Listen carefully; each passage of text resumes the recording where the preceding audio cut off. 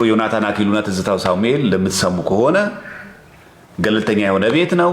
ኦርቶዶክስ ነኝ የሚል ሰው አይደለም። ቴዲ ሐዋሳ ጠይቀ ነው ፈቃደኝነቱን በሱ ቤት ታቦተ ሕጉን በተመለከተ የአዲስ ኪዳን መሰዊያ በተመለከተ እና በቅዱስ ቁርባኑ ላይ በሚደረገው ገቢረ ተአምራት በተመለከተ ኦርቶዶክስ ተዋህዶ ቤተክርስቲያንን ተሳስታለች፣ ከመጽሐፍ ቅዱስ የወጣች ናት፣ ከአበው ትምህርት የወጣች ናት ብለን ማሳፈር የምንችልበት ማስረጃና መረጃ አለን ካላችሁ ዮናታን አክሊሉ ትዝታው ሳሙኤል ተጋግዛችሁ ነው። ይሄ መልእክታችን። ልብ ካላችሁ አትወያዩም ይሉ ስላሉ ማለት ከኦርቶዶክሳውያንም አለ እንደዚህ ብሎ የሚናገር ከፕሮቴስታንትም አለ። ልብ ካላችሁ አትወያዩም፣ ዲቤት አታረጉም። ልብ ካላችሁ ትዝታው እኮ ምናምን ተገልጦለት ነው ከሆነ ይምጣ፣ ከመጣሽ ማርያም ታምጣሽ። ይሄን አክል የምትተማመኑበት ከሆነ ለተናገረው ንግግር በቂ መጽሐፋዊ ማስረጃ አለው፣ የቤተ ክርስቲያን ማስረጃ አለው ለሚል ሰው ዌልካምና ደስ ይላል። ያውም ደስ ያለ እንቀበልሃለን። ቤት ዘግቶ ግን ፖድካስት መስራት ምናምን ቪዲዮ መስራት ጥላሸት መቀባት ምናምን ትችላላችሁ። እኛም በተመለከተ ላነሳው ግን የቅዱስ ገብርኤል ታቦት ላይ የሚደገም ህዝብ አግዝ የሚባል ድግምት አለው። ዌልካም ናምጣው። ጀግና ከሆንክ አምጣው። ቤት ዘግቶ መፎከር ሳይሆን አውጣው። ደግሞ ትዝታው ራሱ እሸቱ ከጠራ ይመጣል አላልክም? ይኸው በቃ ናና ተወያይ። በቃ ግልጽ የሆነ መረጃና ማስረጃ አቅርበህ እስኪ አንተ ይሄንን ዲስፕሩቭ አድርገው እስኪ አንተ ጀግናነትን እንየው። እንደውም ከቻሉ ሁለቱም እኔ ደስ ይለኛል። ዮናታን አክሊሉና ትዝታው ሳሙኤል ሁለታችሁም በጋራ ገስት ላይ ገብታችሁ ሰዓት ተይዞልን እየተቀባበልን ማለት በዚህ መንገድ ማድረግ እንችላለን ማለት ነው። ምናልባት ትዝታው ያጎደለውን ነገር ዮናታን እየሞላህለት፣ ዮናታን ያጎደለውን ትዝታው እየተጋገዛችሁ፣ እኔ ግን ብቻዬን ሆኜ ሌላ መሪጌታ፣ ሌላ ቄስ፣ ሌላ መምህር፣ ሌላ ሊቅ ሳልጨምር ይህን የማደርገው ለምንድን ነው? ቤተ ክርስቲያን በትምህርቷ በአስተምሯ እንከን አልባ ነቅ አልባ መሆኗን እንድትረዱ። ሌላኛው የዲቤት ጥሪ አድርገን ነበረ። የዲቤት ጥሪ ያደረግነው ለዮናታንና ለትዝታው ነበር። ያው እንግዲህ እስካሁን ድረስ ምላሽ አልሰጡም። ባይሰጡም እኛ ትንሽ ቀን እንጠብቃቸውና ምላሽ እንሰጣለን። ለምን? አንደኛ በዓሉ የጥምቀት በዓል በመሆኑ ምክንያት የጥምቀት በዓል ደግሞ ታቦተ ሕጉ እንዳለ ታቦታት ከመንበረ ክብራቸው ወርደው ወደ ጥምቀተ ባህር ጌታችን ኢየሱስ ክርስቶስ ከሰማያት ሰማያት ወርዶ ከድንግል ማርያም መወልደ ማሳየት ነበር። ይህን ትትና ስላሳየ ታቦታት ሕጉም ከቤተ ክርስቲያን ወጥተው ወደ ጥምቀተ ባህርም በድንኳን ስለሚያድሩ ከታቦት ጋር የተነሳ ነገር ስላነሱ ሰዎቹ ምናልባት ይሄን ያህል ልበ ሙሉ ሆነ ያናገራቸው የያዙት ማስረጃ ካለ እንዲያሳዩን ነው። ዲቤት የሚደረገው ለዛ ነው። ለፉከራ ለሽለላ አይደለም ዲቤት የሚደረገው ማለት ነው። እና በዚህ መሃል ላይ ምናልባት ዮናታን አክሊሉ ትዝታው ሳሙኤል ይሄን ታቦቱን አይቼዋለሁ ቄስ ነበርኩኝ ምናምን የሚለው ሰው ልክ የተለየ ቤተክርስቲያን ከምታቀው የተለየ በጣም የሆነ ጉዳችን የተሸከሙ አስመስለውና በጣም ከባድ ሚስጥር እንደያዙ አድርገው ሲያስቡ ለምን ቤታችን ዘግተን ምላሽ ከምንሰጥ ለምን ዲቤት አናረግም? አሁን ኦርቶዶክሳውያን ቤት ውይይት ብናረግ አዳላችሁብን ምናምን ድምጻችን ታፈነ እንዳንናገር ተከለከል ምናምን ስለሚሆን ያ ስለሆነ ቴዲ ሐዋሳ ኦርቶዶክስም አይደለም ነው የሚለው፣ ፕሮቴስታንትም አይደለም ነው የሚለው። ስለዚህ ገለልተኛ ቤት ይና ደቂቃ ይዘን መዋየት ነው።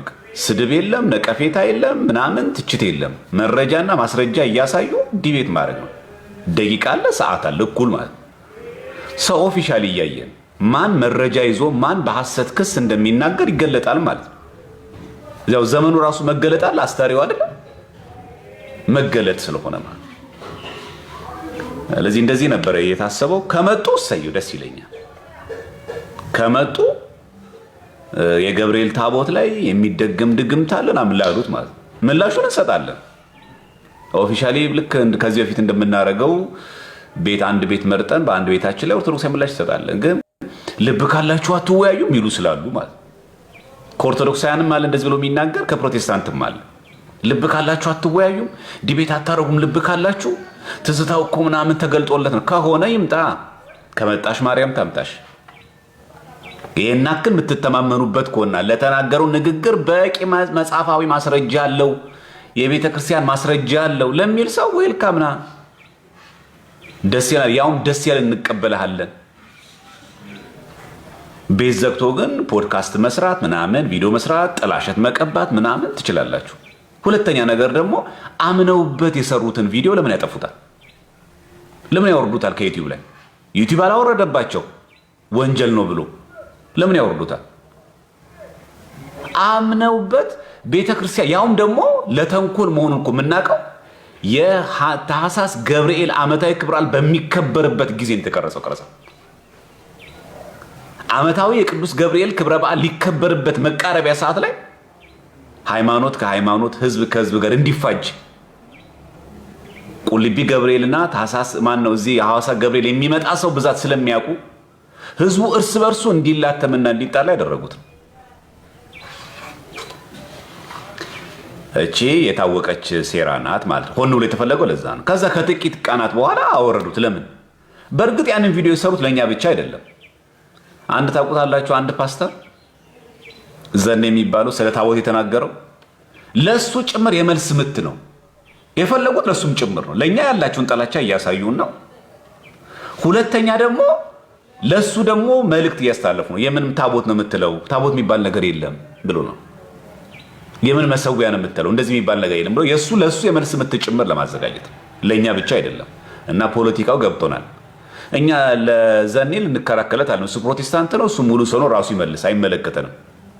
እኛም በተመለከተ ላነሳው ግን የቅዱስ ገብርኤል ታቦት ላይ የሚደገም ህዝብ አግዝ የሚባል ድግምት አለው። ዌልካም ና አምጣው። ጀግና ከሆንክ አምጣው። ቤት ዘግቶ መፎከር ሳይሆን አውጣው። ደግሞ ትዝታው ራሱ እሸቱ ከጠራ ይመጣል አላልክም? ይኸው በቃ ናና ተወያይ። በቃ ግልጽ የሆነ መረጃና ማስረጃ አቅርበህ እስቲ አንተ ይሄንን ዲስፕሩቭ አድርገው እስቲ አንተ ጀግናነትን እንየው። ይሄ ለእናንተ ነው። ሁለተኛ ደግሞ ፕሮቴስታንት ወገኖች ደግሞ የምትሰሙትን ይኸው በዚህ ልክ አጥሯቸው።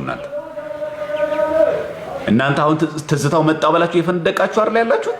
ጉድን አወጣ ላይ እስቲ ጉድን እኛ ፊት እስቲ ያሳፍረን እስቲ መረጃውን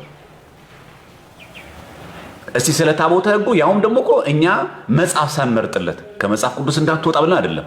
ከመጽሐፍ ቅዱስም ከገድላት ከድርሳናትም ከታሪክ መጽሐፍትም ቤተክርስቲያን ከምትቀበላቸው ከየትኞቹ መጽሐፍ አምጣልን ያለው። ይህን ማቅረብ ደግሞ ከማን ይጠበቃል? ከግለሰቡ ይጠበቃል ማለት። ይህን ማድረግ አለማድረግ ደግሞ የሰውየው ድርሻ ነው። ስለዚህ እኛ ርዕስ አልመረጥንለትም፣ ከፈለገው ነው። እንደውም ከቻሉ ሁለቱም እኔ ደስ ይለኛል። ዮናታን አክሊሉና ትዝታው ሰብ ሁለታችሁም በጋራ ገስት ላይ ገብታችሁ ሰዓት ተይዞልን እየተቀባበልን ማለት በዚህ መንገድ ማድረግ እንችላለን ማለት ነው። ምናልባት ትዝታው ያጎደለውን ነገር ዮናታን እየሞላህለት፣ ዮናታን ያጎደለውን ትዝታው እየተጋገዛችሁ፣ እኔ ግን ብቻዬን ሆኜ ሌላ መሪጌታ፣ ሌላ ቄስ፣ ሌላ መምህር፣ ሌላ ሊቅ ሳልጨምር ይህን የማደርገው ለምንድን ነው? ቤተ ክርስቲያን በትምህርቷ ባስተምሯ እንከን አልባ ነቅ አልባ መሆኗን እንድትረዱ። ለነዚህ ሊቅ አያስፈልግም።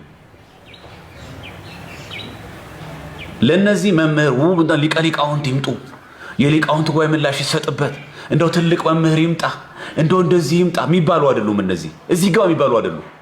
ይሄ ሰንበት ተማሪ አቅም የሚመለሰው። ስለዚህ የምታውቋቸው ፕሮቴስታንት ወገኖች ካላችሁ ቪዲዮ ሰርተናል፣ በፌስቡክም በዩቲዩብም እንዲሁም ደግሞ በቲክቶክ ለቀናል። ከሰሟችሁ አምጡና እስቲ ስለ ታቦት የተነሳችሁትን ነገር በኦርቶዶክሳውያን ፊት ዲስፕሩቭ አድርጉት። ገለልተኛ በሆነ አካል አምጡት። አሁን እኮ ፕሮቴስታንት አንዱ ችግርና ፈተና የሆነው እኮ እሱ እኮ ታውቃላችሁ። አንዱ ችግር እሱ ነው። በምንድነው ችግር የሆነ መሰላችሁ? አንድ ምሳሌ ልንገራችሁ። ከዚህ በፊት ገጥሟችሁ ከሆነ አላውቅም፣ ሀሳባችሁ እንዲሰበሰብ ነው ኮሜንቱን ያጠፋሁት። አንድ ነገር ላንሳላችሁ። ፕሮቴስታንቶች በሁለት ቢላ ነው የሚጫወቱት። ልክ እንደዚህ አይነት ቪዲዮ ይለቀቁና መልስ እንሰጥበት። አይታችሁ ከሆነ አሁን በሰራናቸው ቪዲዮዎች ላይ ከስር ፕሮቴስታንቶች በሙሉ ኢየሱስ ጌታ ነው፣ ገብቶሃል አንተ፣ በቃ እውቀት ምን ያደርጋል፣ ምሱ አይደለም ዋናው ነገር። አያችሁ ስትመልሱ። ዝም ስትሉ እስቲ ልብ ካለ ሞግታ፣ አንተ እኮ ዝም ብለህ ከቤተሰብ የወረስከው የባህል ሃይማኖት ነው። አየህ እኔ በቃ አምናለሁ፣ እኔ መከራከር አልወድም፣ በቃ እኔ ኦርቶዶክስነቴን ወደዋለሁ፣ ሃይማኖቴን አውቀዋል ብለን ዝም ስንል እውቀት የለህማ፣ ልብ ካለ ዲቤት አታረግም፣ አትወያይም ይሏቸዋል።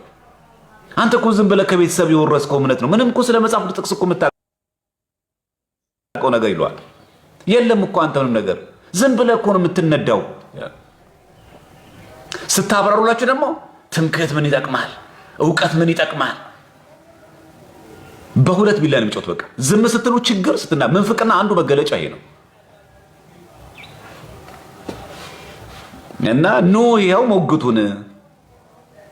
ሁለታችሁ ቁጭ ብላችሁ ለሰራችሁበት ፖድካስት እስቲ እናንተ በማስረጃ እስቲ አሁን በሰለጠነው ዓለም መረጃና ማስረጃ መሰረት አድርጋችሁ እስቲ ኑ ዲስፕሩቭ አድርጉት እስቲ። ለኛም ታቦታተ ሕጉን ከመንበረ ክብራቸው ከነገ ጀምሮ ስለምናወጣ ፕሮቴስታንት ወገኖቻችንም ያው በመንገድ ላይ የሚከበር በዓል መሆኑ ስለምታዩት ሌላ ጥርጣሬ ከሚገባችሁ እስቲ የናንተ መሪዎቻችን ብላችሁ ቪዲዮዎቻቸውን እየቋረጣችሁ ስትቀባበሉት የነበሯቸው እስቲ ጋብዙልን፣ እስቲ ተማጸኑልን፣ እስቲ በሰለጠነው ዓለም ቁጭ ብለን ያለ ስድድብ በመረጃና በማስረጃ እስቲ እንሞግት። እስቲ የቲክቶክን የዲቤት ፎርሙን እስቲ በበጎ ነገር እንቀይረው። እስቲ እውነት ትገለጥ። እስቲ ፉከራው ይቅርና ማስረጃና መረጃ እስቲ እውነት እስቲ ያሸንፍ። እውነት አርነት ታወጣቸዋለች ስለሚል ምን ያደርጋል? ቤት ዘግቶ መጮህ፣ ያውም ደግሞ እያሽካኩ እየተሳለቁ። በእርግጥ ይሄ የስነ ልቦናንም ጉዳት ነው። ዮናታንም ሆነ ትዝታው ከኦርቶዶክስ ቤተክርስቲያን ስለወጡ በተለይ ትዝታው ቁጭት ስላለበት መጥፎ ነው። በነገራችን ላይ ያንን እውነተኛውን ደስታ ስታጣ እውነተኛ ደስታ ያገኘህ ይመስልና እዚህ ጋር ታሽካካለህ። ከወጡ ለምን አይተውንም? በቃ ወጡ አይደለ? ከወጡ ለምን አይተዋትም? ቤተክርስቲያንን ለምን የራሳቸውን ኑሮ ለምን አይኖሩም? ለምን የራሳቸውን ትምህርት እያስተማሩ ለምን አይቀጥሉም? ለምን አይተውንም? እኛ ይሄን ያህል ምን አደረግናቸው? እና ብዙም ነገር ማቅረብ ትችላላችሁ። እና አሁን ባጭሩ ቤት ዘግቶ መመጮ ምናልባት የዋህ ፕሮቴስታንቶችን ትቀይሩ ይሆናል። ግን የዋህ የሆናችሁ ፕሮቴስታንቶች ቲክቶክ የምትጠቀሙ ሰዎች ካላችሁ ኑ። አንተ ትዝታው ቄስ ነበርኩ እያልክ ነው፣ ኦርቶዶክስ ነበርኩ እያልክ ነው፣ ታቦቱን አይቼዋለሁ እያልክ ነው፣ ታቦት ለሚደግም ድግምት አለ እያልክ ነው። ስጋው ደግሞ በሚከብርበት ጊዜ መሰዊያ ላይ የሚሰውትን አማናዊ የሆነውን የክርስቶስ ስጋና ደም በሐዲስ ጋር መሰዊያ በታቦት የሚሰውትን ከመህፃን ከመላህም እንደ ህፃን እንደ ላም ሆኖ ይገለጣል የሚለውን ህፃን እያርዱ ነው ያልከው ነገር ኦርቶዶክሶች ጥያቄ ልብ ካለ አሳፍረን እያሉ ነው። ና ንገራቸው፣ ና አስረዳ፣ ና መረጃህን አውጣ በሉት። ፕሮቴስታንት እውነተኛ ከሆናችሁ ማለት እንጂ አሁን በዚህ ዘመን እኮ ፉከራ ቀረ። ይሄ ዝም ብሎ ማይክ ይዞ ሞንታርቮ ኢየሱስ ጌታ ነው ምናምን ፉከራ ቀረ እኮ። እድሜ ለቲክቶክ በቃ። አሁን እኮ መረጃ አምጣ ማስረጃ አምጣ ተባባልን እኮ። መጽሐፍ ነው እኮ የሚገለጠው አሁን። ስለዚህ ይህን አብነት አድርገን እንደምንወያይ እንድታቁ ለማለት ያክል ነው። ለሁላችሁም ኦርቶዶክሳውያን ፕሮቴስታንት ወገኖቻችን ማንም ባያበሽቀው ምንም የምንሳደበው ስድብ የለንም።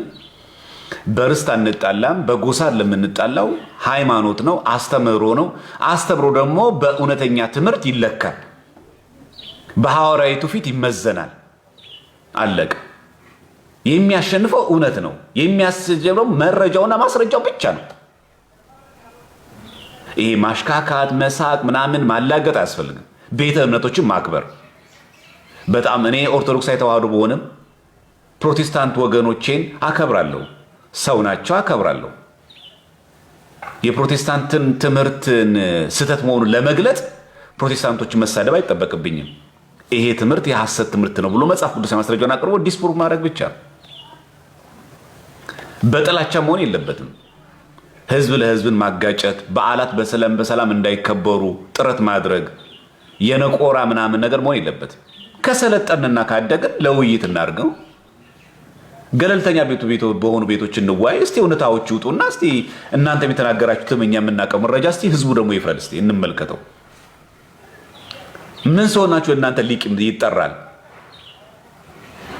መምህር እኮ ለመጣት ሊቅ ለመጣት እኮ እንደ አሪዮስ ሆነ መናፍቅ ሲገጥም ነው። እንደ ንስጥሮስ አይነት እንደ አውጣኪ አይነት ሲመጣ ይሄማ ቄርሎስ ይፈልጋል፣ ይሄማ እንደ አትናቴዎስ ያለ አባት ይፈልጋል፣ ይሄማ እንደ ዲዮስቆሮስ የመሰለ ፓታሊክ ይፈልጋል እንላለን። ምን የእናንተ ምን ጥያቄ ከብዶን እንዴ? ፓስተር ጥሌ የሚባለው ክርስቶስ ከድንግል ማርያም ከስጋዋ ስጋ ከነፍሷ ነፍስ ነሳ፣ ስጋና ነፍስን ነሳ የሚለው ግልጽ ነገር የተጻፈ ነገር የለም ብሎ የሚናገር ሰው ነው ከኦርቶዶክስ ጋር የሚወያየው። ገና ክርስቶስ ስጋ ለመልበሱ መጽሐፍ ቅዱስ ላይ ብላክ ኤንድ ዋይት የተጻፈ ጽሑፍ የለም ብሎ የሚናገር ፕሮቴስታንት ወገን ነው የእናንተ አራያ። ደግሞ አንዱ ፓስተር ጥሌ ምናምን ለውጦኝ ምናምን ክር በጠስኩ ደግሞ ያለ ደግሞ አንድ ሰው ደግሞ አለ ያውን በጥሌ። ኧረ አንዳንድ ጊዜ ኧረ ሼም የሚያዛችሁ ኧረ እንደው እውነተኛ ክርስቲያን መሆን ቢያቀታችሁ ኧረ አራዳ ሁኑ ቢያንስ እንኳን እንዴ። ከተሳው ከተማ እየኖረ ፋራ ይሆናል እንዴ? ይሄ ተራ ነገር ምን ሆናችሁ ነው? ክርስቶስ ስጋና ነፍስ ለመንሳቱ ፍራንክሊ እንደዚህ በግልጽ ለመነጋገር ብላክ ኤንድ ዋይት የተጻፈ ጽሑፍ የለም። ስለዚህ ስጋ ነሳ አልነሳ አይደለም ጉዳዩ። ለምን ተወለደ ታዲያ? ለምን በድንግል ማርያም ማህፀን ተጸነሰ? የዘመኑ ፍጻሜ በደረሰ ጊዜ እግዚአብሔር ከሴት የተወለደ ልጁን የሚለው ገላትያ 4:4 ምን እናርገው? እግዚአብሔር ከሴት የተወለደ ልጁን እኮ ነው ያለው። በስጋና በደም ተካፈለ የሚለውስ እኔ የዳዊት ስርና ዘር ነኝ የሚለውስ ስር ነኝ ሲል የዳዊት ፈጣሪው እኔ ነኝ ሲል ነው። የዳዊት ደግሞ ዘር ነኝ ሲል ደግሞ ከዳዊት ዘር ተወልጃለሁ ሲል ነው። አረ ማቴዎስ ወንጌላዊ እንዳይሰማ ጥለይ። የዳዊት ልጅ የአብርሃም ልጅ የክርስቶስ የልደት መጽሐፍ እኮ ነው የሚለው። እናንተ ናችሁ አሁን ገላ ድርሳናት የምትተቹት። መች ምስጢረ ስጋዌ ላይ ኢንካርኔሽን ላይ መች ተግባባንና አሁን በእናንተ ነው ሰው ወንጌል ገባኝ የሚለው።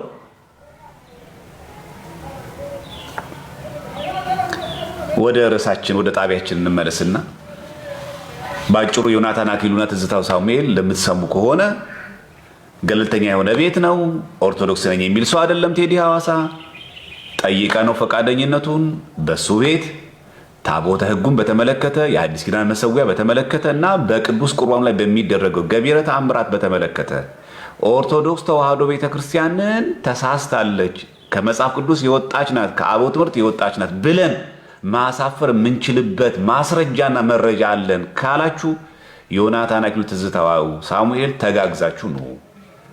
ይሄ መልእክታችን። ሶስተኛው ከተራ ነው። ነገ የጾም ምግብ የበላን ነው የምናሳልፈው እንጂ እስከ ማታ ምግብ ፈጽሞ ባለመብላት አይደለም። ይሄንን የገሃድ ጾም የግብፅ ኦርቶዶክሶች ይጾሙታል። ኮፕቲክ፣ የሶሪያም፣ የአርመንም የህንድም። ኮፕቲኮች የሚገርመው ቅዳሜና እሑድ በሚውልበት ልክ አሁን ነገ እሑድ አይደለም የሚለው ጥር 10 በሚውልበት ጊዜ ፓራኖያ ይሉታል። ፓራኖያ ማለት ገሃድ ማለት ነው በእነሱና ይሄን የሚጾሙት የሚቀጥለው አርብ ቀን ነው። እሑድ ቀን ስለማይጾሙ እነሱ ይሄ ጾም እንዴት ይዘላል ብለው እንዴት እንዘለዋለን ብለው በሚቀጥለው አርብ ቀን የዛሬ የነገውን የጥር 10ን አካተው ይጾሙታል። እንደዛ ነው የሚያደርጉት ኮፕቲኮች ማለት የግብጾች። ቅዳሜና እሑድ ጥር 10 ከዋለባቸው የሚቀጥለው ልክ ያ እሑድ ከሆነ ሰኞ 11 ነው፣ ማክሰኞ 12 ነው፣ ሮብ 13 ነው፣ ዓርብ 14 ነው፣ ሐሙስ 14 ነው፣ ዓርብ 15። በ15 ቀኑን ሙሉ እስከ ማታ ድረስ ባለመጾም የነገዋን የጥር 10 ቀኗ ከምታልፍባቸው ቅዳሜና እሑድ ስለሆነ ጾም ስለሆነ ስለማይገድፉ ከቅዳሴ በኋላ ስጋው ደሙን ተቀብለው እህል ስለሚቀምሱ ይህችን ቀን ኮምፐንሴት ለማድረግ ለማተካከት በዛን ቀን ለ40 ቀን አድርጎ ይጾማል። ስለዚህ በሁሉም አሃታ ቤተክርስቲያናት ያለ ነው። የኮፕቲክ ሳናክስረምም ታቦት ላይ ብላችሁ ማን ነው ታቦት አይ ቲንክ መሰለኝ ጥር ማለት ነው። በእነሱ ጥር 10 ላይ የከተራ ቀን የነሱ የጾም ቀን ናት ማለት ነው። ኤፒፋኒያ ፋስት ናት፣ ትጾማለች። በሶሪያም በአርመንም በህንድም ባለፈው ተሳይቻችኋለሁ። የቀሊቃውን ስማ ከሆነ መላክ እያሉ ይሄ አጽዋማት እንደሚጾሙ እንድታቁ ለማለት በሚያክል ነው። እግዚአብሔር ፈቅዶ ቲታስ የተባለው ቲታስ ነው አይ ቲንክ የናዝሬት ቅዱስ ገብርኤል ቤተክርስቲያን ሊገዛው ያሰበው ህንፃ አለ። ለዚህ እንግዲህ እግዚአብሔር ፈቅዶ ሰው እየሄደ ከባዛሩ እየተካፈለ ነው። እንዳልካችሁ ከዚህ በፊት የኛ ጠቅላይ ቤተ ክህነት በርትቶልን ቢሆን ኖሮ መዋቅራዊ አካሄዳችን በጣም የሰለጠነ ቢሆን ኖሮ እንዲሁ ባዛርም ሳያስፈልግ የተሰበሰበው ከየሀገረ ስብከቱ የሚሰበሰበው ገንዘብ በቅዱስ ሲኖዶስ ውሳኔ እንደው እንደ ስጦታ እንኳን ባይሆን እንደ ብድር መስጠት ይቻል ነበር። 205 ሚሊዮን ብር ተጠይቃ ቤተክርስቲያን ያው አስተዳደራዊ መዋቅራችን ችግሩን ሁላችን ስለምናውቀው መደጋገም አያስፈልግም። እኔ ግን ይሄንን ብር ጠቅላይ ቤተ ክህነት መጨረሻ ላይ ምን እንደሚያደርገው አላውቅም። ለጌታ ነው ለክርስቶስ ነው ለዳግም ምጽአት ይሄው ብሩን አጠራቅመናል ብሎ የሚሰጡት ስራ ካልተሰራበት ምን ያደርጋል? ለእግዚአብሔር ብር ምኑ ነው? ናዝሬት የምትገኘዋ የቅዱስ ገብርኤል ቤተክርስቲያን የኢትዮጵያ ኦርቶዶክስ ቤተክርስቲያን አይደለች? ያን የመሰለ ትልቅ ህንፃ ገዝታ ባለቤት ብትሆን ዣንጥላ ዘቅዝቆ ከመለመን ህዝቡ ነፃ ብናወጣው ታቦት አቁሞ ባካችሁን ብለን ህዝቡን ከምናዝገው ይሄ አይሻልም ነበር? ሰው እኮ እየሰለቸው ነው በጣም አስባችሁታል? 205 ሚሊዮን 205 እኮ ሺህ አይደለም 200 ሺህ ቢሆን ቀላል ነው፣ በግለሰብ ይሸፈናል። አሁን ያለው የኑሮ ውድነት በየአቅጣጫው ሰው ብር ይጠየቃል። ግን ምንድነው የሚያደርገው ጠቅላይ ቤተ ክህነቱ? ብሩን ፐርሰንት ይመጣል ከየሀገሩ ይሰበሰባል። ከዛ ብራችን ምንድነው የምናደርገው?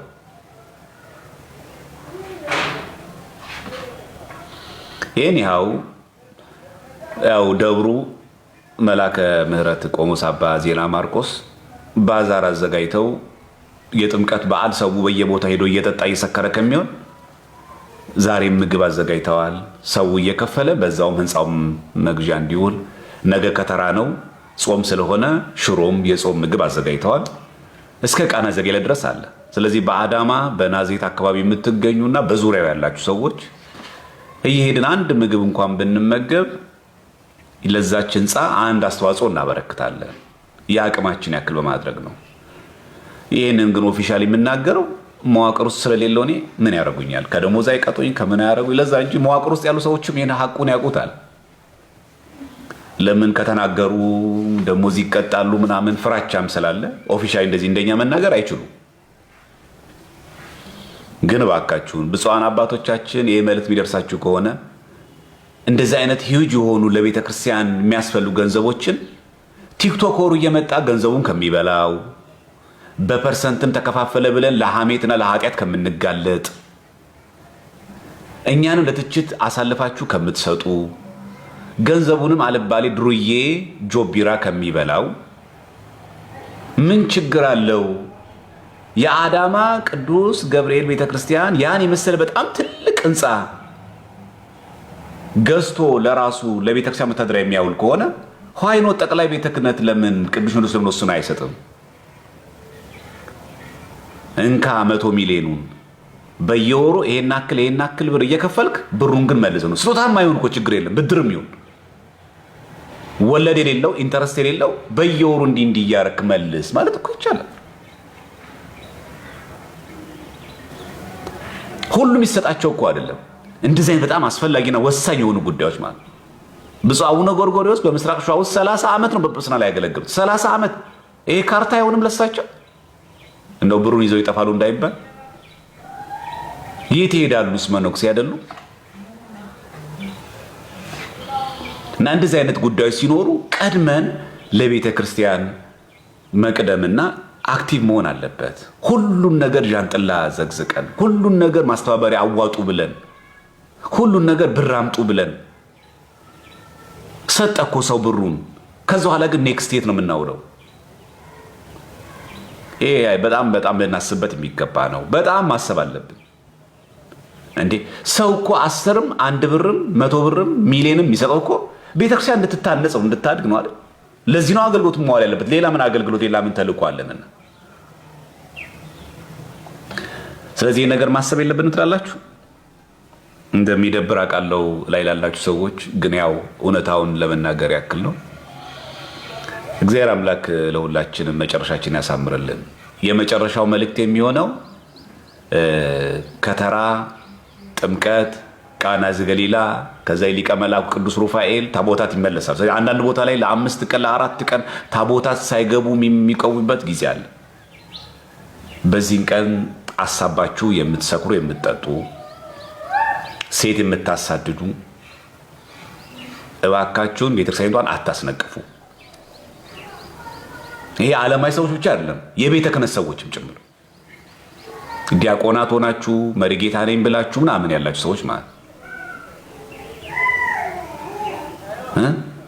እኔ ከሴት ብቻ ማርለም ማያይዘው በነገራችን ላይ ጥምጣም አድርገው ካባ ለብሰው ነጠላ ለብሰው ግሮሰሪ ቆይተው ጠጥተው በአራዳ ቋንቋ ጨብሰው ከጨረሱ በኋላ ማህሌት የሚገቡ ሰዎች አሉ። የእናንተ ጉዱስ ፈላ። በእውነት እንዴት ብትንቁት ነው እግዚአብሔርን? እናንተ ሰዎች እንዴት ብትላመዱት ነው እግዚአብሔርን? እንዴት ብሎ ቢቀርባችሁ እንደዚህ ተዳፈራችሁት? ጥምጣም ስላረክ፣ አንተ ዲያቆን ስለሆንክ፣ አንተ መርጌታ ስለሆንክ ጠጥሰው ተክረው በቃ ጥግብ ብሎ ጭራሽ ደግሞ ማህሌቱ መሃል ላይ ካልገባው እባካችሁን ለሀገራችን አንዱ መቅሰፍት የሚመጣው ቤተ እግዚአብሔርን ባለማክበር ነው። እግዚአብሔር በጣም በሕዝብ ላይ ከሚቆጣባቸው ነገሮች አንዱ ቤተ እግዚአብሔርን ባለማክበር ነው።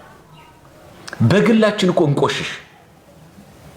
አትሊስት እንኳን ማህሌት እየሄድን ከሆነ ቅዳሴ ልንገባ ከሆነ ስጋው ደግሞ ልንቀበል ከሆነ ቤተክርስቲያን ልንጠጋ ከሆነ እንዴት ንጽህናችን ቢያንስ አንጠብቅም? እንደው እንጠጣ፣ ለም በልክ አንጠጣ። በእናንተ ምክንያት የእግዚአብሔር ስም ይሰደባል የሚባለው ማለት ይሄ አንድ ነው። ሁለተኛ ዘማሪያን፣ ይሄ ማህበራት፣ የጽዋ ዝክር፣ የጉዞ ማህበራት ያላችሁ ማህሌት ተቁሞ እናንተ ከቤተ ክርስቲያኑ ጀርባ ከድንኳኑ ጀርባ የሌለ መዝሙር የዘመራችሁ ነው። ምን የሚሉት መዝሙር ነው? እናንተን አይመለከትም ማህሌቱ። አይ ቁጭ ብለን ከምንውል ብለን ነው። ለምን ቁጭ ትላላችሁ? ማህሌት አትገቡም እንዴ? የሰንበት ተማሪ ምዕመን የጽዋ ማህበር ዝክር የሚዘክር ሰው እንትኔ ማህሌት መዘመር የለበትም? ማህሌት መቆም የለበትም ወይስ የእናንተ መዝሙር ከማህሌቱ የተለየ ነው? ስም መጥቀስ ስለማያስፈልገኝ አንዳንድ ቦታው ላይ አዲስ አበባ ላይ የማያቸው አድባራት ላይ ማህሌት ስንቆም እናያቸው በጣም ይገርማል። ያውም እኮ ከቤተ መቅደሱ በምስራቅ በር ሆነው የሰንበት ተማሪ ነን ብለው አንዳንዶች ደግሞ ማህበራት ጽዋ ዝክር ማህበራት ተብለው ማህሌቱ እየተዘመረ ከግል የራሳችሁ መዝሙር ደግሞ እየዘመሩ ምን የሚሉት ነው? ይሄ እግዚአብሔር ለማመስገን ታዲያ ምን ችግር ነው? ታቦቱ ዑደት ሲያደርጋ ዘምሩ። ጥምቀት አይደለ? ከመንበረ ክብራቸው ተነስተው ወደ መንበረ ክብራቸው ሲሄዱ የዛን ጊዜ መንገድ ላይ የዘመራችሁት የዛን ጊዜ ብቃታችሁን አናይ። የዝማሬ ጊዜ ጠፍቶ ነው? የምስጋና ጊዜ ጠፍቶ ነው? በማህሌት ሰዓት እናንተ ተለይታችሁ የምትዘምሩት?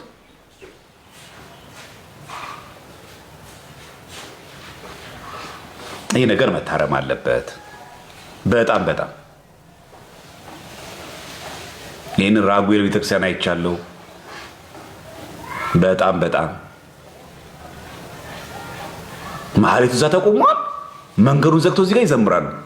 እዛ ጋር ደግሞ ጥንድ ጥንድ ሆነው ደግሞ ተቀምጠዋል። የት ነው የወጣችው? ቤተክርስቲያን ምን ልታደርግ? ማህሌት ልትቆም። እሷ ምን እያደረገች ነው? ነገ ደግሞ ይሄው ሰው ራሱ ደግሞ መናፍቅ ይሆናል። ምን ማህሌት እኮ ቆም ነበረ ድሮ ከነገሌ ጋር መጽሐፍ ቅዱስ ነበረ እንዴ? ድሮም እኮ ቤተክርስቲያን ብለን ወተን እኮ ዘምረን ከበሮ መተን ነው የምንወጣው። አንተው ስርዓቱን ታበላሻለህ።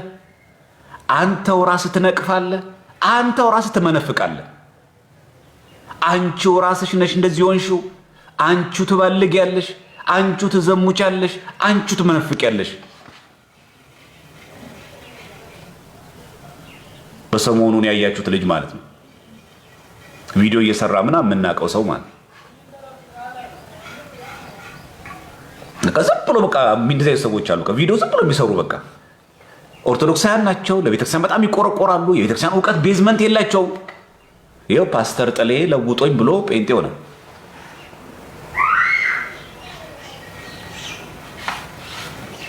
የቪዲዮ ሰዎች፣ የተሬው ሰዎች፣ በቃ ሰው ብቻ እንዲያየን ተከታይ ብቻ እንዲኖረን ምንፈልግ ሰዎች እባካችሁን ራሳችን መጥፋታችን ብቻ ሳይሆን የሚያሳዝን ሰዎችን ጭምር አብረን እያጠፋን ነው። መሰረት ሳትይዙ ቪዲዮ አትስሩ። በቃ ተዉት። በቃ ይቅርባችሁ። ታሪውን የፈለጋችሁት በሌላ ነገር ፈምሱ። ቤተክርስቲያንን ጠገና አድርጋችሁ ምንም ስለ ቤተክርስቲያን ቤዝመንት እውቀት ሳይኖራችሁ ተማሩ እሺ አትሉ። የትምህርት ሰዓት ላይ የላችሁ። ሰንበት ቤት ገብታችሁ ተማሩ አትወዱም። ጉባኤ ላይ ተማሩ አትወዱም። እናንተ የምትወዱት ካሜራ ነው። እናንተ የምትወዱት አውደ ምሕረት ነው። ካልተጨበጨበላችሁ፣ ካልተሞገሳችሁ፣ ካልተቆለጳጳሳችሁ አትወጡም። መድረክ ላይ ካልቆማችሁ አይሆንም።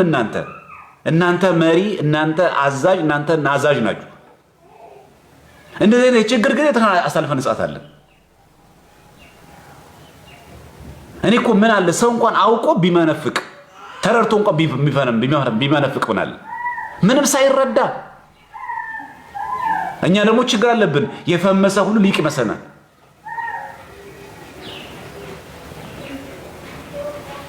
እና እዚህ ቲክቶክ ላይ ለብር የተሰበሰቡ ሰዎች አሉ። ለጥቅም ቤተክርስቲያኒቷ የሚፈልጓት ሰዎች አሉ። ምንም ጉዳያቸው ህዝቡ ተነጠቀ አልተነጠቀ፣ መናፍቅ ወሰደው አልወሰደው፣ ክር በጠሰ አልበጠሰ፣ አስቀደሰ አላስቀደሰ፣ መናፍቃን ነጠቁታ፣ ምንም ጉዳዩ አይመስለው። ፎሎወር ይብዛለት፣ ኮፒ ሊንክ ይደረግለት፣ እሱ ይጨብጨብለት፣ እሱ የኛ ጀግና ይባል። ጉዳዩ አይደለም። በቃ እሱ ትኩረቱ ገንዘብ ላይ ብቻ፣ መታወቅ መፈመስ ብቻ።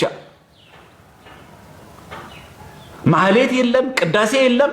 ታቦት ሲወጣ ነጭ ነጭ ለብሶ መድረኩ ላይ ካልወጣው ያልቆመውን ማህሌት ያላስቀደሰውን ቅዳሴ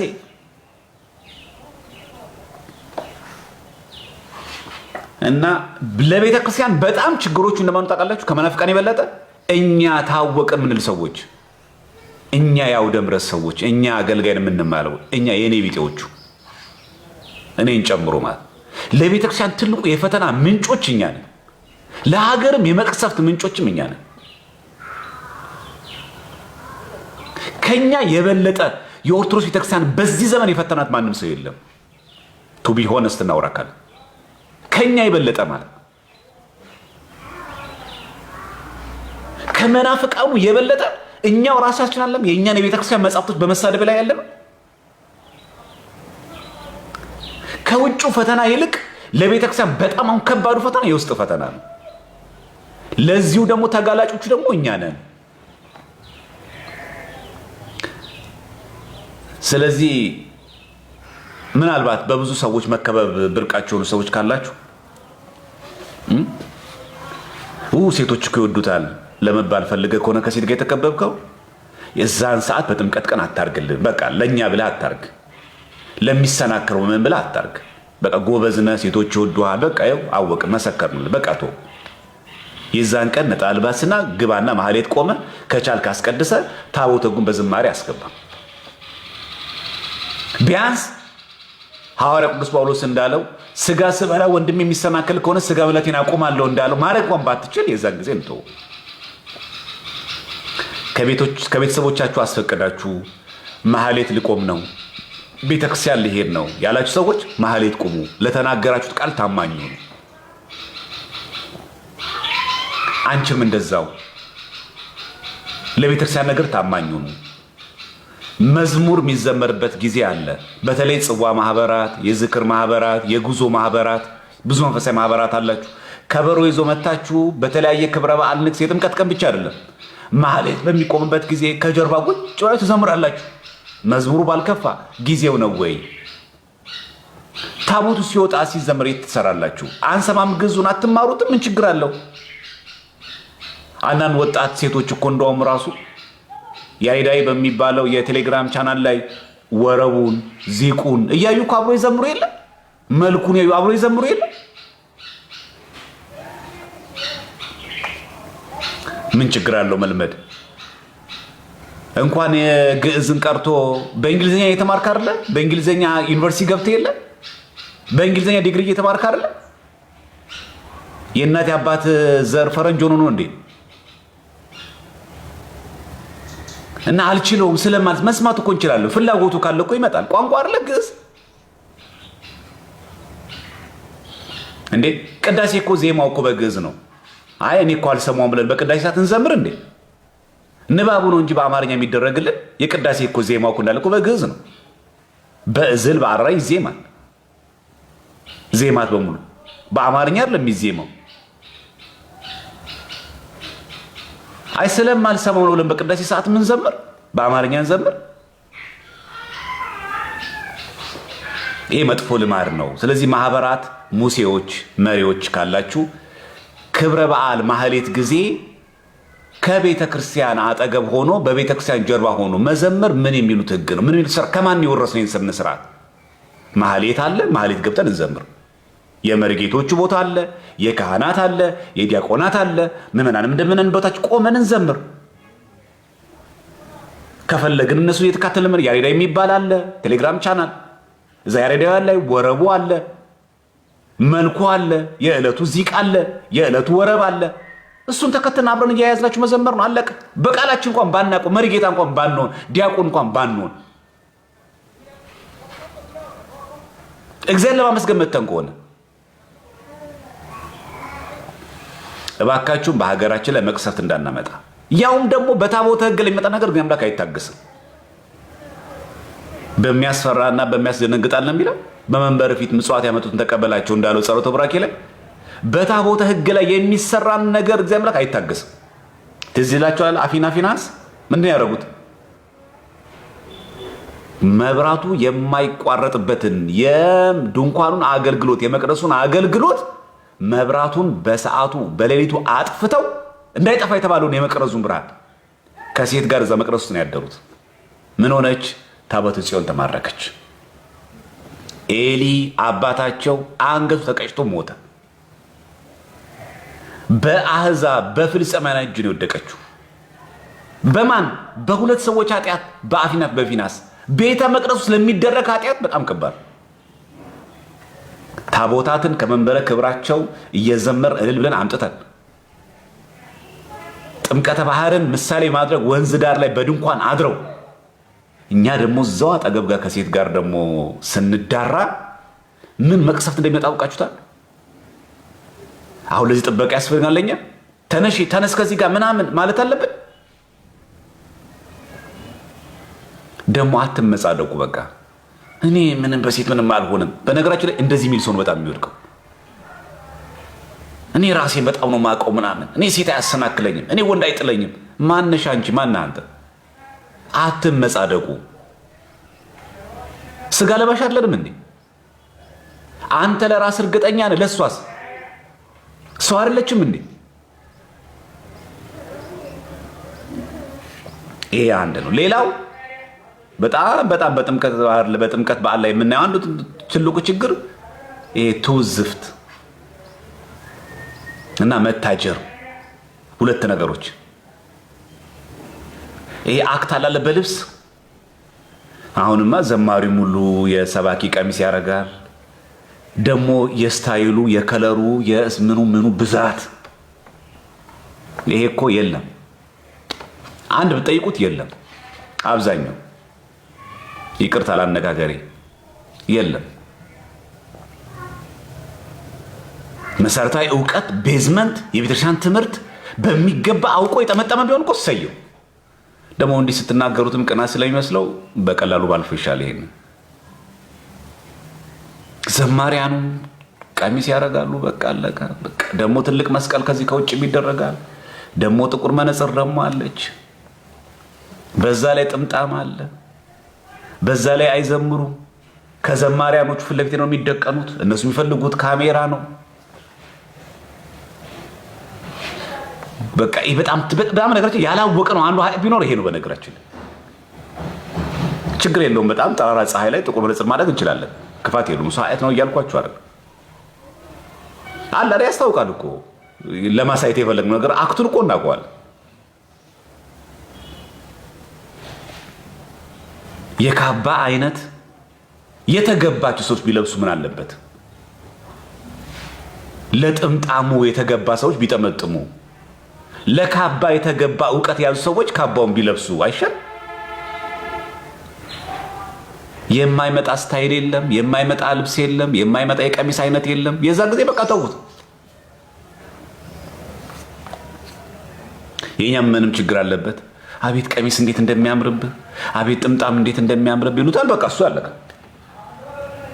እግዚአብሔር በዚህ ምን አስደስቶ ይመስላችኋል? ዝፍት። እኛ እኮ የዛ ሰዓት እኮ ራሳችን ልናሳይ እኮ አለም የመጣ ነው። ዘመን አስተርእዮ እኮ ነው፣ የመገለጥ ነው። የተገለጠ እኮ የሁላችን አምላክና ፈጣሪ ክርስቶስ እኮ ነው። እሱ እኮ ነው የሚገለጠው። በስጋ ማርያም እኮ ተገልጦ እኮ ነው። በእድ ዮሐንስ እኮ ሊጠመቅ ነው። በቃና ዘገሊላ እኮ ውሃን ወደ ወይን እኮ ቀይሮ ነው የተገለጠው እኮ አምላክ ነው። ምን ገልጠውም እኛ እሱን ነው፣ ራሳችን እኮ አይደለንም። አንዳንድ በተለይ ቤተ ክህነት እንደዚህ በተለይ በጣም የጀመረ ፍሬሽ የሆኑ በጣም አገልጋዮች እንደ አሁን እናንተ በጣም ለእናንተ ጥሩ ሆኖ ብዬ ማስበው እኔ ሞዴል ብትሆኑ ይሻላችሁ ነበር። በጣም ነው አክት የምትወዱት። በጣም ካረማመዳችሁ፣ ካነጋገራችሁ፣ ካመላለሳችሁ እናንተ እኮ ሞዴል በቃ ብትወጡ እኮ ነው የሚሻላችሁ። በጣም ችግር፣ ኧረ ጠጋ በሉ፣ መከራ ነው። ከታቦቱ እንኳን ምን ያክል እንኳን ርቀት መጓዝ እንዳለባችሁ እንኳን አታውቁትም። ሁሉም አስተናባሪ ነው፣ ሁሉም አለቃ ነው። ማንን እንኳን እንደምትገፈትሯት አንተ ካባውን ለብሰ፣ አንተ ጥምጣምን ለብሰ፣ ያ ምንም የማያውቀው ቄስ የኔ ቢጤ ከአንተ የተሻለ እውቀትና ብሰት ምናልባትም በእውቀት ብቻ ሳይሆን በቅድስና እግዚአብሔር ቀኑ የሚሰማው ካህን ይሆናል። አንተ ጠጋ በል ዞር በል ብለህ እየገፈተርክ ያለው በፎሎወር መሰለን እግዚአብሔር አምላክ የሚሰማው በተደናቂ ሰዎችና ተከታዮቻቸው ህዝብ የሚያደንቃቸው ሰዎች የሚሰማ መሰለን።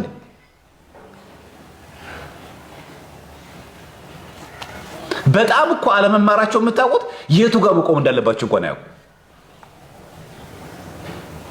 መጀመሪያ መዘምራን፣ ዲያቆናት፣ ቀጥለው ጽና እንትን ያዙ፣ መቋሚያ፣ መስቀል፣ ቃጭል ያዙ፣ ደወል ያዙ እነሱ ቀጥለው ከዛ ካህናት ማዕጠንትና ጥላ ያዙ ለታቦቱ።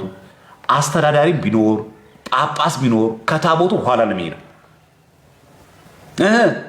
እነዚህ አሁን የምትሏቸው ሰዎች የቤተክርስቲያን ሰባኪ እሱም የሆነው ከጳጳሱ ከአስተዳዳሪው ጀርባ ነው የሚሆነው። እነሱ ያሉት ፊት ለፊት ነው።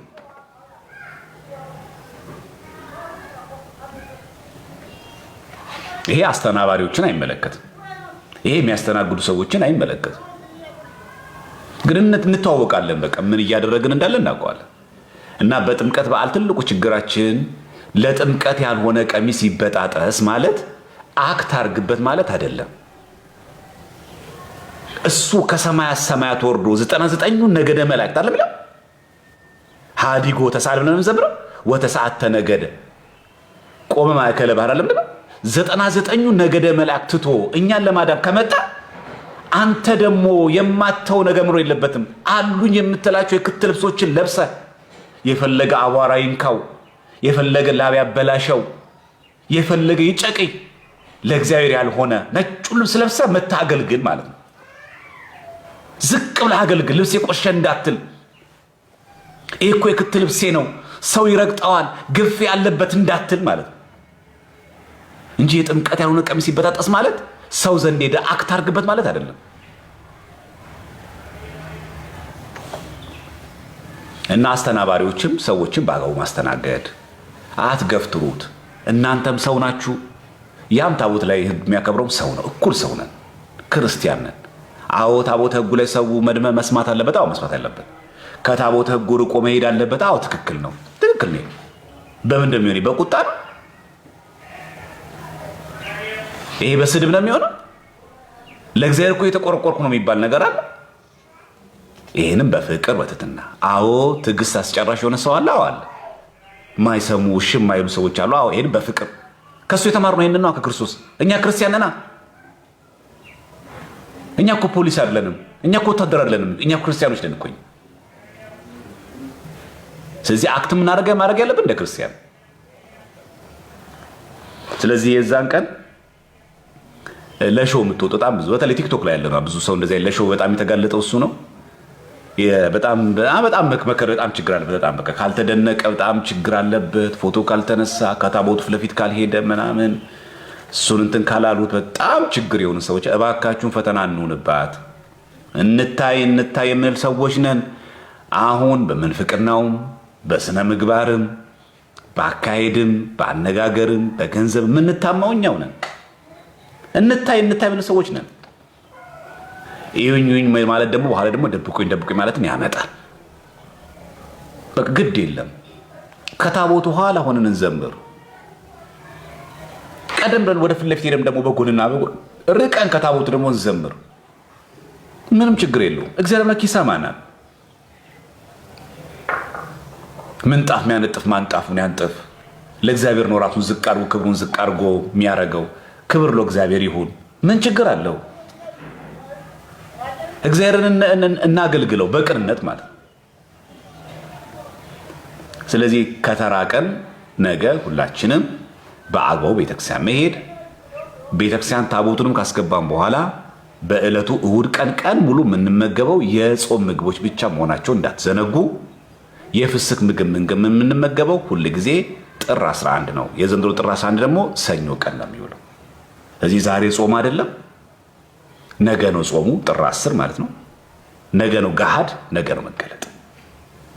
በናዝሬትና በአዳማ ማለት ነው አካባቢ ያላችሁ ክርስቲያኖች ደግሞ ይሄንን የቅዱስ ገብርኤል ቤተክርስቲያን የደብረ ሰላም ቅዱስ ገብርኤል ቤተክርስቲያን አዳማ ቤተክርስቲያን ያዘጋጀውን እህል ምግቡን ሄዳችሁ በልታችሁ በአግባቡ ማለት ነው ያንን ህንፃ የቤተክርስቲያን እንዲሆን የቤተክርስቲያን ሀብት ከሆነ ደግሞ ሁሌ ልመና፣ ሁሌ ዣንጥላ መዘቅዘቅ፣ ሁሌ ምዕመናን አምጡ ብሎ ሰውን ታቦቱን አቁሞ የምንሰለቸውን በጣም ያሰለቸልን ልብ ውልቅ የሚያደርግ ልመናን ቁርጥ የሚያደርግ ስራ የተሰራ ስለሆነ ያንን ነገር እንደግፍ እናግዝ።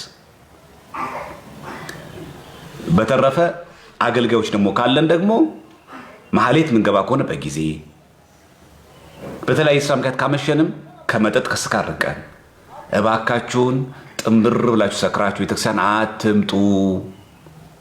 አርፈ ቤት ብተኛ ይሻለናል። አንተ ራሱ የዛ የመጠጥ ግሳት ማህሌት አያቆመንም።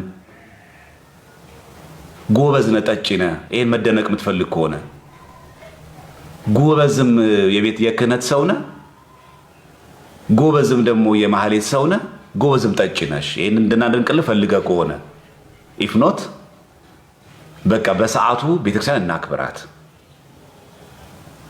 በዓሉ የስካር የመጠጥ አይደለም። በዓሉ የነፍስ ደስታ ነው። የአምላካችን መገለጥ ነው። ካሳ በማህፀን የተጀመረበት ነው። አስተሬው ኤጲፋኒያ ብለን የምንጠራው የአምላካችን መገለጥ ነው። ክርስቶስ ሲገለጥ ምን እንደምንታየው ሰክረን ነው የምንታየው? ስንዘሙት ነው የምንታየው? ስንጨፍር ነው የምንታየው? በተለይ አባቶች እናቶች የዛን ቀን የብሔር ብሔረሰቦች ቀን አይደለም። እዛ ጋር በትግርኛ እዚህ ጋር በኦሮምኛ እዛ ጋር በአማርኛ እስክሳ የምናወርድበት አይደለም። ዘምሩ በትግርኛ መዝሙር ይሁን፣ ግን በኦሮምኛም አድርገው ግን መዝሙር መሆን አለበት። ያ ብቻ አይደለም። በጉራግኛ የምናደርገው ግድ የለም ይሁን፣ ችግር የለም። ግን ምን ሆናል? መዝሙር መሆን አለበት እንጂ ከበሮ ይዞ መጥቶ እስክሳውን ሰው ጥንብር ብሎ አረቄ ጠጥቶ ጥንብር ብሎ ጠጁን ጠጥቶ ሰክሮ እየተንገዳገደ በቃ ከዛው መናፍቃንም ያዋቸዋል። ታውቃላችሁ፣ የህዝባዊ በዓል ነው፣ መንገድ ላይ ነው። በቃ ከዛ ኦርቶዶክስ እንዳለ እንደዚህ አድርገው ነው የሚስሉት። በእኛ ምክንያት ኦርቶዶክስ እንድትሰደብ እናደርጋለን። እና አንዳንድ ጊዜ የጭፈራ ቀን አይደለም፣ ይሄ ክለብ አይደለም፣ ይሄ ኮንሰርት አይደለም። ይሄ የአምላክ ያው ነው ትህትናው ከሰማያት ሰማያት ወርዶ በማየ ዮርዳኖስ ዝቅ ብሎ መገኘት ወረደ ወልድ ነው እኮ ነገ መውረዱን ነው የምናሳየው። ትህትናውን ነው። ዝቅ አድርጎ ቢታየን ዝቅ ያለ አምላክ መሰለን እንዴ? እባካችሁን ለእኛ ብሎ ራሱን ዝቅ ሲያደርግ እኛም ራሳችን ዝቅ እናድርግ። በእውቀታችን እንዳንታበይ፣ በስልጣናችን እንዳንታበይ፣ በመታወቃችን እንዳንታበይ የቅድስና ስራ እንስራ። ፍጹም ሰላማዊ፣ ፍጹም ክርስቲያናዊ ስበላም ስጠጣም በአግባቡ ነው እንበል። እንብላ እኮ የጥምቀት ቀን እንጠጣ እኮ በልክ። ኦርቶዶክስነት ልክንነት ነዋ። ኦርቶዶክስ እኮ መጠን ነው። እንደዛ የሚለው ሐዋርያው ራሱ በመጠን ኑሩ አይደል ያለ። ኦርቶዶክስነት እኮ መጠን ነው። የት ይሄዳል ቢራው? የት ይሄዳል መጠጡ? የት ይሄዳል ጠጁ? ቢቀርብንስ? አራዳነት አይደል መቼስ አይደል? ያልጠጣ ፋራ ይባል መቼስ። ቢቀርብንስ? በተለይ መልእክት ያለኝ ቲክቶክ ላይ የተለያየ ቪዲዮ የምትሰሩ እስፔሻሊ ኦርቶዶክሳውያን፣ የኛ ኦርቶዶክሳውያን ቪዲዮ መስራት ላይቭ ገብታችሁ እንኳን ማስተማር ባትችሉ ስለ ኢትዮጵያ ኦርቶዶክስ ተዋህዶ ቤተክርስቲያን ትምህርት ግን በሚገባ በቂ ዕውቀት ግን እንዲኖራችሁ ራሳችሁን አዘጋጁት። ፌመስነት ከመማርነት አይከለክልም። ከ100 ሺህ በላይ ፎሎወር ስላለን ቁጭ ብለህ አትማርም አንተ አልተባልንም። ሁላችን መማር እኔን ጨምሮ መማር አለብን። በቃ አለቀ። የኦርቶዶክስ ቤተክርስቲያን ዕውቀት ማወቅ አለብን። እምነትን ከዕውቀት ጋር ሳብር መያዝ አለብን። ከዛ ቪዲዮ እንስራ፣ ከዛ ማስታወቂያ እንስራ። አሁን ያምርብናል። እኔ እባካችሁን እና በተለያየ መንገድ አሁን ያለንበት ደረጃ ላይ ይሄን እንድንከተል አደራ ለማለት ያክል ነው።